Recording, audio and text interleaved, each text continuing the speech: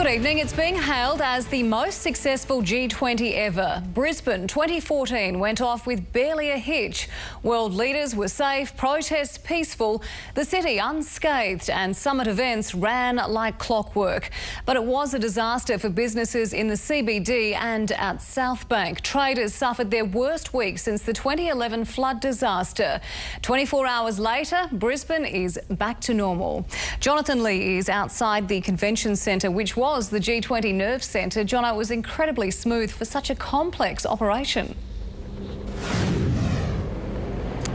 It certainly was, Georgie. It's hard to believe that 2 years of planning went into the G20, and tonight it doesn't really seem like it ever really happened. Just to give you an idea, where I'm standing, there was a wall of steel barricades as far as the eye could see.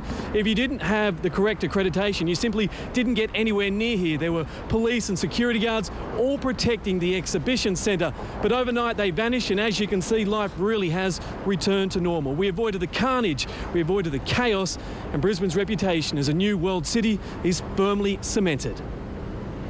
President Obama retraced his steps at Amberley from Marine One to Air Force One.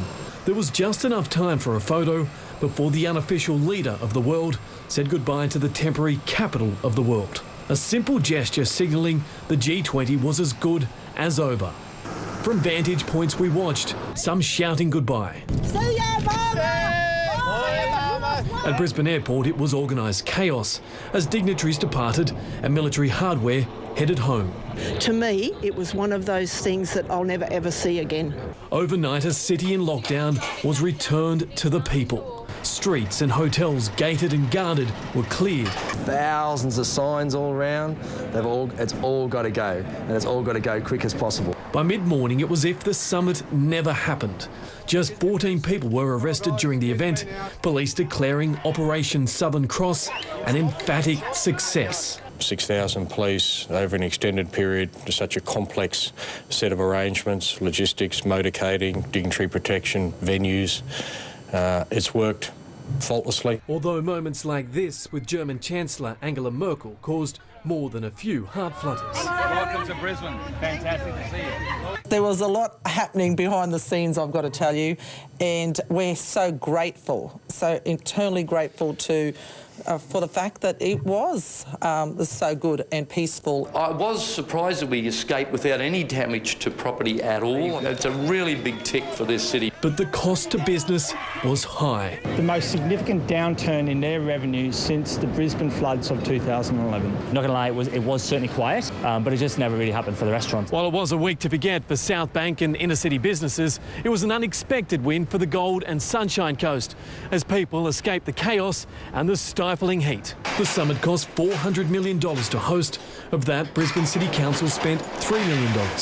Economic experts, though, believe the estimated value to our city is $100 million thanks to comments like this. We travel a lot around the world. My staff was very excited for Vegas. You know, you can't buy that sort of advertising. It seems everyone agrees. We have seen Queensland do Australia proud. I think this G20 has been worth the money, and I think these leaders did actually listen to their own people. For now, this will stay.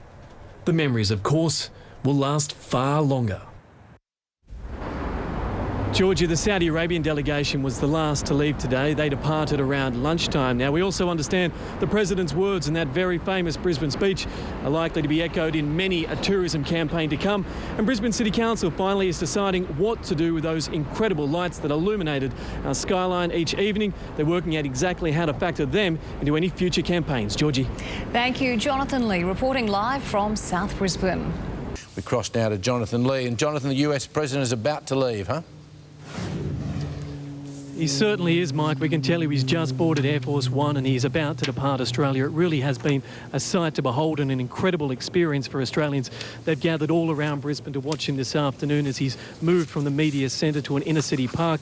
Of course, he was aboard the Beast. He boarded Marine One. That was backed by Marine Two as it flew across the city, and an Osprey aircraft as it headed towards Amberley Air Force Base. As I said, he landed there a short time ago and he's just climbed aboard Air Force One and he's about to depart. But it's been a A memorable experience not just for him, but people attending the G20 summit and those throughout Queensland. He spoke at the media centre around 20 minutes ago. I can tell you that he thanked Australia, he thanked Tony Abbott, and he also thanked the people of Brisbane, saying we were extraordinary hosts. Let's have a listen.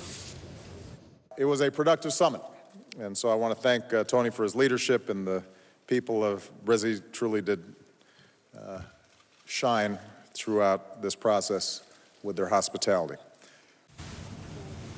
Now, Mike, the vast majority of delegates have now left. The G20 is as good as over. Jonathan Lee there. Jonathan Lee takes us on a tour. Welcome inside the G20. For most, this is all about economic growth, job creation and free trade. But to get those messages to the world, you need a team of journalists. This is the media centre, and over the next 4 days, it's a hive of activity. As crews arrive from the world's most influential nations, the BCEC becomes their base and bureau. So far, they like what they see. And you Australians have been very careful in putting together a very, very good structure. The centre itself is enormous. It's the size of 2 football fields. At any one time, there's room for 900 journalists and 200 photographers. There's around 1,100 workstations. Above them, the main screen. It's 18 metres wide, weighs over 2,000 kilos, and is made up of 324 individual TV screens. Screens the world's leaders will be hoping to fill with pictures like this. Good boy. Rotating around there, President. That's it. That's beautiful. What did you say, President?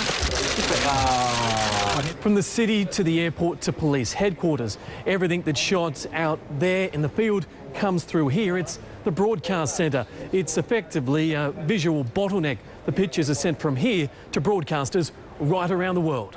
Stress is very high. How many places could you be feeding vision to around the world at any one time? Oh, hundreds.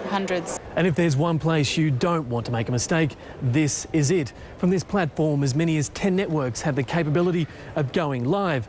Each area is fiercely guarded. There's just enough room for a presenter and their guests. To the side is the conference room.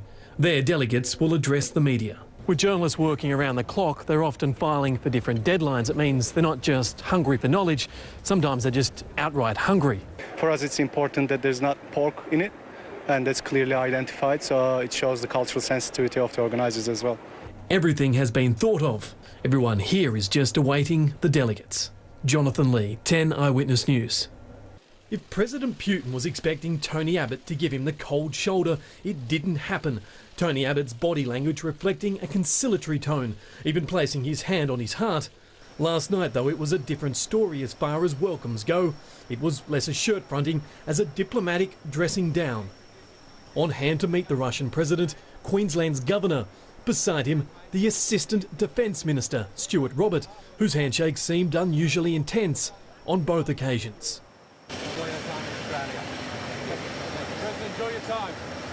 The 20-vehicle motorcade winding through Brisbane's streets. Outside the Hilton Hotel, a steel barricade and a police one, keeping potential troublemakers firmly at bay.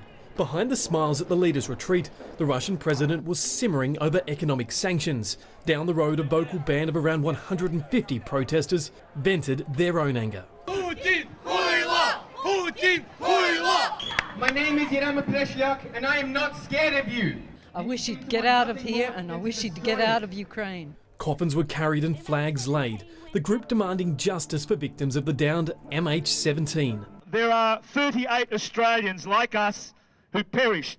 Their families today are probably very, very upset and hurt that Mr. Putin is in Australia. The protesters here demonstrating peacefully is an important symbolic message, differentiating the difference between democracy and what they describe as the tyrannical rule of Vladimir Putin. All the while, swarms of police watched on. But the free world needs to understand that Mr. Putin is not who he pretends to be. Tomorrow, a pro-Putin group will also take to the streets, enjoying the type of freedom everyday Russians are unaccustomed to back home. Jonathan Lee, 10 Eyewitness News.